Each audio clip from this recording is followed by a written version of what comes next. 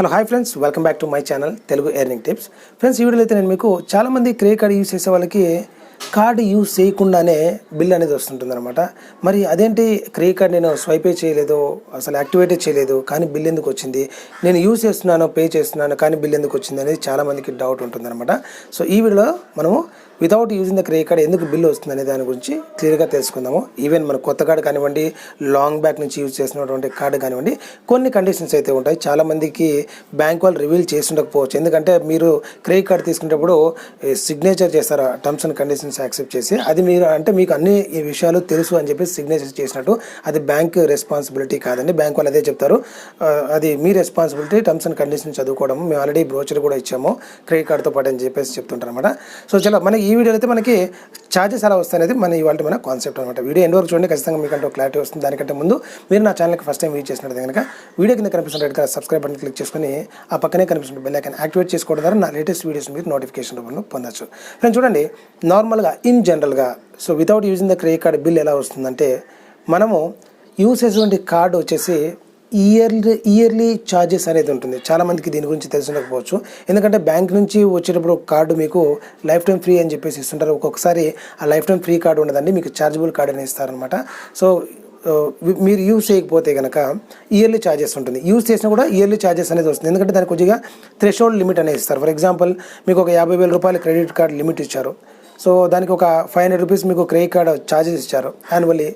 మీరు in case year మొత్తానికి కలిపి 1,00,000 రూపాయలు యూజ్ చేస్తే కానీ మీకు యాన్యువల్ ఛార్జెస్ అనేది రిమూవ్ అవ్వవు. అది థ్రెషోల్డ్ లిమిట్ అంటారు అనమాట. కొంతమంది తెలియకుండా ఎప్పుడో మనకి క్రెడిట్ కార్డ్ తీసుకున్నాం కదా, అవసరం కూడా వాడదామని చెప్పేసి అలాగే పెట్టుకుంటారు. దాని ద్వారా ఏమవుతుందంటే, ఈ క్రెడిట్ కార్డ్ యొక్క యాన్యువల్ ఫీ, ఇనిషియల్ పేమెంట్ కానివ్వండి, ఇనిషియల్గా వచ్చినటువంటి యాన్యువల్ ఫీ కానివ్వండి, రెన్యువల్ ఫీ కానివ్వండి, ఇలాగా ఫీ అనేది వస్తుంటుంది. దాన్ని పే చేయడం పోవడం వల్ల దానికి పెనాల్టీ యాడ్ అవ్వడము, ఇంట్రెస్ట్ యాడ్ అవ్వడము, సో తర్వాత పేమెంట్ బ్లాక్స్ అవ్వడము, తర్వాత ఈ ఏదైతే మీ సిబిల్ స్కోర్ ఉందో సిబిల్ స్కోర్ అనేది దారుణంగా పడిపోతుంది అనమాట. సో ఇది వచ్చేసి వన్ ఆఫ్ ద రీజన్. మీరు కార్డు తీసుకునేటప్పుడు లేదంటే ఆల్రెడీ యూజ్ చేస్తున్న కార్డు లైఫ్ టైం ఫ్రీ కార్డా లేదా ఒకసారి తెలుసుకోండి అనమాట. సో ఇది వన్ కండిషన్. సెకండ్ కండిషన్ ఏంటంటే, ఫర్ ఎగ్జాంపుల్ యాన్యువల్ ఫీ లేదు నాకు కార్డుకి, కంప్లీట్గా life time free card use చేస్తున్నాను. నేనేమవుతుందంటే, నాకు బిల్ వచ్చినప్పుడు ఒక 10,000 బిల్ వచ్చిందండి. 10,000 బిల్ వచ్చిన తర్వాత అనుకోకుండా నాకు డ్యూ డేట్ వచ్చేసి నాకు 10వ తారీఖు అనుకున్నాను. ఎవ్రీ మంత్ 10th నాకు డ్యూ డేట్ ఉంది. బై మిస్టేక్ నేను maybe 11th or 12th pay చేశాను, లేదంటే 10th పే చేశాను. వేరే బ్యాంక్ నుంచి పే చేయడం వల్ల 2 days లేట్ అయింది. అప్పుడు ఏమవుతుందంటే, మనకు తెలియకుండానే నెక్స్ట్ మంత్ వచ్చేసి కార్డు యొక్క ఛార్జెస్, అంటే మనకి ఏదైతే అవుట్ స్టాండింగ్ బిల్ ఉందో అవుట్ స్టాండింగ్ బిల్ యొక్క penalty plus interest plus GST ఇవన్నీ కూడా ఫర్దర్ మంత్లో యాడ్ అవుతాయి. అవి మనం మర్చిపోతాము. చిన్న అమౌంట్ కాబట్టి బ్యాంకులు కూడా ఇంటిమేట్ చేయవు. ఎప్పుడు బ్యాంకులు ఇంటిమేట్ చేస్తాయి అంటే, ఎప్పుడైతే మీరు డ్యూ డేట్ కంప్లీట్ అయిపోయి నెక్స్ట్ మంత్ మీరు పే చేయలేదో అప్పుడు బ్యాంకులు కాల్ చేయడము, లేదంటే మెసేజ్ చేయడము, మీ కార్డును బ్లాక్ చేయడము జరుగుతుంది అనమాట. దీనివల్ల ఏంటంటే చాలా కొంచెం ఎంబారసింగ్గా ఉంటుంది. కొంతమంది వెళ్ళేసి షాపింగ్ కాంప్లెక్స్లో షాప్ చేయడం వల్ల, ఏదైనా పర్చేస్ చేసినప్పుడు షాప్ చేసినప్పుడు డిక్లైన్ వస్తే కనుక చాలా మనకి ఎంబారసింగ్గా ఉంటుంది. కాబట్టి అలాంటప్పుడు మీకు ఏమవుతుందంటే, మనకు తెలియకుండా ఛార్జెస్ వస్తాయన్నమాట. ఒకటి యాన్యువల్ ఫీ, ఇంకొకటి మనము వాడినటువంటి కార్డు యొక్క ఛార్జెస్ అనమాట. ఇంకొక రకమైనటువంటి ఛార్జెస్ ఏంటంటే విత్డ్రావల్ అనమాట. ఫర్ ఎగ్జాంపుల్, నేను క్రెడిట్ కార్డ్ స్వైప్ చేసి ఒక ఏటీఎంలోకి వెళ్ళేసి విత్డ్రా చేశాను. సో చాలామందికి తెలియని విషయం ఏంటంటే, క్రెడిట్ కార్డు యూజ్ చేసి విత్డ్రా చేయడం వల్ల మీకు డే 1 నుంచి కార్డు అమౌంట్ విత్డ్రా చేసినందుకు గాను ఛార్జెస్, ప్లస్ అప్పటి నుంచి మీరు ఎప్పటి వరకు పే చేస్తారో అప్పటి వరకు కూడా ఈ డే టు డే ఇంట్రెస్ట్ అనేది, ఈవెన్ మంత్లీ ఇంట్రెస్ట్ అయినా కూడా క్యాల్కులేషన్ డే టు డే జరుగుతుందండి. ఎన్ని రోజులు అయితే వాడారో అన్ని రోజులు కానీ మీకు ఈ టోటల్ ఇంట్రెస్ట్ అనేది వస్తుంది. ఫర్ ఎగ్జాంపుల్, నేను ఒక 10,000 రూపీస్ విత్డ్రా చేశాను. 10,000కి సంబంధించి నాకు నెక్స్ట్ మంత్ బిల్ వచ్చేసింది. ఇన్ టైంలో పే చేశాను. కానీ ఏదైతే మనకు ఇన్ టైంలో పే చేసిన నెంబర్ ఆఫ్ డేస్ డిఫరెన్సెస్ ఉంటుందో దానికి సంబంధించి నెక్స్ట్ మంత్ బిల్ అనేది జనరేట్ అవుతుంది. అగైన్ దాన్ని మనం మర్చిపోయామంటే కనుక ఖచ్చితంగా దానికి మళ్ళీ ఇంట్రెస్ట్ అనేది నెక్స్ట్ మంత్ అనేది వస్తుంది అనమాట. ఈ విధంగా అయితే మనకి ఇంకొక టైప్ ఆఫ్ ఛార్జెస్ అనేది మనకు తెలియకుండానే కార్డు వాడకుండానే, అంటే పే చేసి వాడకుండానే మనకు వచ్చేటువంటి ఛార్జెస్ ఇది అనమాట. ఇంకో టైప్ ఆఫ్ ఛార్జెస్ చెప్తాను చూడండి. నెంబర్ 4th ఇది. సో మీకు సీక్వెన్స్లో వస్తుందని చెప్పేసి నేను అనుకుంటున్నాను.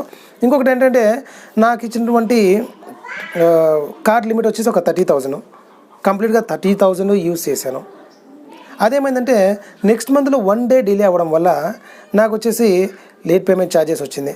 సరే, లేట్ పేమెంట్ ఛార్జెస్ వచ్చింది చెప్పి 30,000 ప్లస్ లేట్ పేమెంట్ 2 కూడా ఒకేసారి పే చేశాను అనమాట.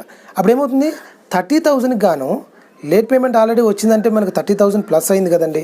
సో ఎప్పుడైతే మనకి ఇచ్చిన లిమిట్ కంటే 1 రూపీ క్రాస్ అయినా కూడా ఓవర్ లిమిట్ ఫీ అనేది అగైన్ మన కార్డు పైన వస్తుందన్నమాట.